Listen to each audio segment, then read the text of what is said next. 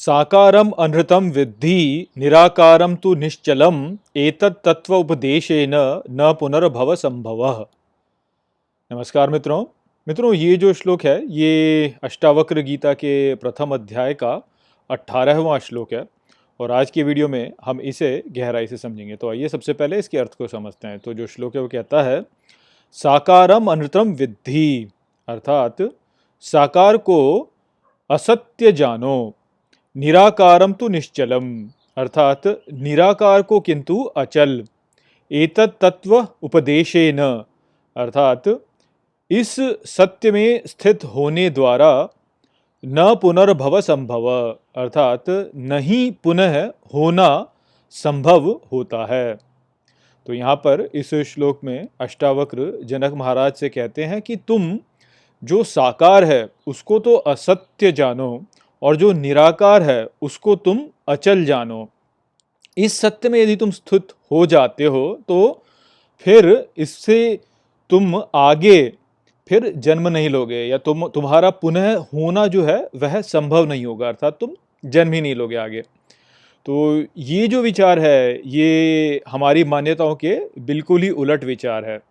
हम क्या सोचते हैं? हम ये सोचते हैं कि जो साकार है वह सत्य है और जो निराकार है वह है ही नहीं, अर्थात जो हमें दिखता है हम उसको सत्य मानते हैं और जो हमें नहीं दिखता हम उसको असत्य मानते हैं। किंतु यहाँ पे अष्टावक्र इसके ठीक उलट कह रहे हैं। वो कह रहे हैं कि साकार को तुम असत्य जानो किंतु निराकार को तुम अचल जानो। इस प्रकार से यदि तुम समझोगे तो फिर तुम्हारा जन्म पुनः नहीं होगा। तो इस बात को हम कैसे समझें, क्योंकि ये जो बात है यह समझने में अत्यंत कठिन है कि भाई जो हमें दिख रहा है वास्तव में वो असत्य है। हम तो यही मानते हैं कि जो हमें दिख रहा है वह ही सत्य है। तो मैंने अपनी आंखों से देखा ये होते हुए, मैंने अपने कानों से सुना, तो मैंने झूठ कैसे मान लूँ? तो ये बात हम समझ नहीं पाते। किंतु आप इसको इस प्रकार से समझिए कि देखिए, जैसे जब आप स्वप्न में होते हैं तब भी आप बहुत सी घटनाओं को होते हुए देखते हैं, परंतु जैसे ही आप जागृत होते हैं तो आप जान लेते हैं कि अरे वो तो केवल स्वप्न था, वह झूठ था, वह वास्तव में सत्य नहीं था। इस प्रकार से आप मान लेते हैं। तो ठीक उसी प्रकार से जब हम जागृत अवस्था में इस संसार को अनुभव कर रहे होते हैं तो हमें ये समझना चाहिए कि यहाँ पर हम जो कुछ भी अनुभव कर रहे हैं वह वास्तव में असत्य है, वह एक स्वप्न के अनुरूप है। वह अस्तित्व में इसलिए है क्योंकि वह निश्चल में परिवर्तन से हो रहा है। तो निश्चल में परिवर्तन के कारण जो है वह हमें प्रतीत हो रहा है, किंतु वास्तव में वह परिवर्तनशील होने से वह असत्य है। तो जो कुछ भी यहाँ पे साकार है वह परिवर्तनशील होगा ही होगा। साकार ऐसा रह ही नहीं सकता कि वह परिवर्तनशील ना हो।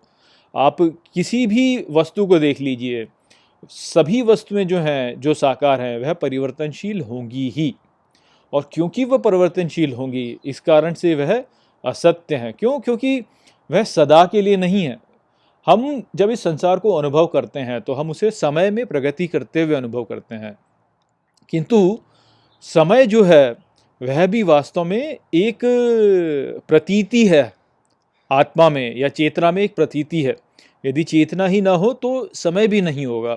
समय चेतना में या मन में जो है एक प्रतीति है जो कि हमें दिखती है, और उस समय में फिर आगे परिवर्तन होता है, अर्थात समय और परिवर्तन एक साथ ही चलते हैं। जो कुछ भी हमें समय में परिवर्तित होते हुए दिखता है वह ही वास्तव में साकार होता है। जो हमें परिवर्तनशील दिख ही नहीं रहा तो वो हमें दिखेगा ही नहीं ना।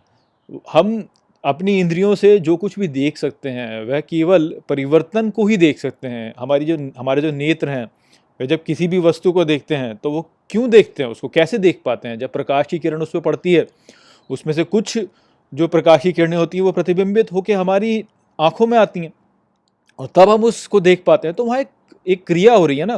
प्रकाश के जो फोटॉन्स हैं वो जब किसी वस्तु पे पड़ते हैं तो वह बिखरते हैं, और उस बिखराव के द्वारा जो है हम वास्तव में देख पा रहे हैं। तो एक परिवर्तन हो रहा है, तो उस परिवर्तन को ही हम देख पाते हैं। और ये परिवर्तन जो है ये समय में होता है, और समय जो है वह चेतना में एक प्रतीति है। जो अपरिवर्तनशील है, जो निश्चल है, वह क्या है? वह चेतना है। और वो चेतना जो है वह निराकार है, उसका कोई आकार नहीं है। तो वो जो अचल है उसको हमें समझना है, हमें ये जानना है कि वो है। और जो ये बाकी हम देखते हैं संसार में इधर उधर घटनाएं होते हुए, ये तो केवल परिवर्तन है, ये सदा के लिए नहीं है, ये थोड़े समय के लिए है और उसके पश्चात ये समाप्त हो जाएंगे, कुछ और इसमें परिवर्तन हो जाएगा। किंतु वो जो निराकार है, वह जो चेतना है, वह कभी परिवर्तित नहीं होती, वो वैसी की वैसी ही रहती है। जैसे पटल पर कोई चलचित्र चल रहा हो तो चलचित्र में परिवर्तन होगा, किंतु पटल वैसे का वैसा ही रहेगा। तो यदि व्यक्ति इस प्रकार की धारणा बना ले और कहे कि ये जो संसार में जो भी कुछ साकार है, ये वास्तव में केवल एक स्वप्न है, ये केवल एक प्रतीति है, निश्चल में या अचल में वह एक प्रतीति है परिवर्तन की, इस प्रकार से यदि व्यक्ति समझ जाए तो फिर वह अपने सच्चे स्वरूप को जानेगा कि मैं वास्तव में कौन हूँ, मैं ये परिवर्तन नहीं हूँ, ये परिवर्तन तो केवल एक चलचित्र के रूप में मुझे दिख रहा है, जो कि सदा परिवर्तनशील है, सदा के लिए नहीं है। वास्तव में ये परिवर्तनशील है, इसमें इसमें कभी ऊपर होगा, कभी नीचे होगा, कभी सुख है, कभी दुख है, कभी यहाँ पे कष्ट है तो कभी यहाँ पे आनंद है, कभी यहाँ पे गर्मी है तो कभी यहाँ पे सर्दी है, कभी यहाँ पे मान है, कभी यहाँ पे अपमान है। तो ऊपर नीचे होता ही रहेगा ये, इसमें परिवर्तन तो होगा ही। अब यदि हम इस परिवर्तन को बहुत गंभीरता से लेने लगे तो जब मान प्राप्त हो रहा है तो हम लोभी हो जाते हैं, और जब अपमान प्राप्त हो रहा है तो फिर हम दुखी हो जाते हैं या द्वेष करने लगते हैं। कुछ भी हम जब प्राप्त करते हैं जो हमें अच्छा लगता है तो हमें उसका लोभ होने लगता है, और जब जो हमें अच्छा लगता है वो हमसे छूटने लगता है तो हमें क्रोध होने लगता है। तो इस प्रकार की समस्याएं फिर उत्पन्न होती हैं। क्यों? क्योंकि हम उस परिवर्तन में जो है परिवर्तन में हम इतने गुंध जाते हैं कि उस परिवर्तन के साथ में स्वयं को कष्ट देने लगते हैं। किंतु यदि हम उसके साथ में जुड़े ही नहीं, यदि हम जाने कि ये तो केवल एक प्रतीति है, जैसे स्वप्न दिखता है उसी प्रकार से ये भी एक प्रतीति है जो कि आएगी और चली जाएगी, फिर हमें उससे जो है उसका प्रभाव हम पर नहीं होगा। बौद्धिक रूप से ये कह देना फिर से बहुत सरल है, किंतु इसको वास्तव में करना बहुत ही कठिन है।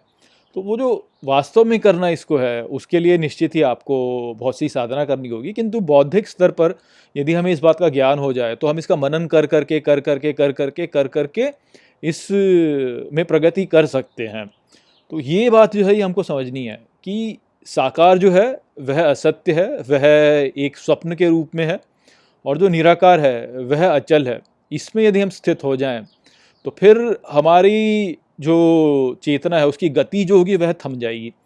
फिर हमारे भीतर जो है नए नए विकल्प या संकल्प उत्पन्न नहीं होंगे, और हमारी जो वृत्ति है वह थम जाएगी। और जब वृत्ति थम जाएगी तो वृत्ति का निरोध हो जाएगा, और वृत्ति का निरोध हो जाएगा तो फिर पुनः जन्म नहीं होगा, फिर हम चेतना में ही उस आनंद में स्थित हो जाएंगे। तो वो यहाँ पे अष्टावक्र जनक महाराज को बता रहे थे। तो आशा करता हूँ कि मैंने इस श्लोक को आपको अच्छे से समझा दिया होगा। चलिए इसी के साथ इस वीडियो को यहीं पे समाप्त करते हैं। नमस्ते।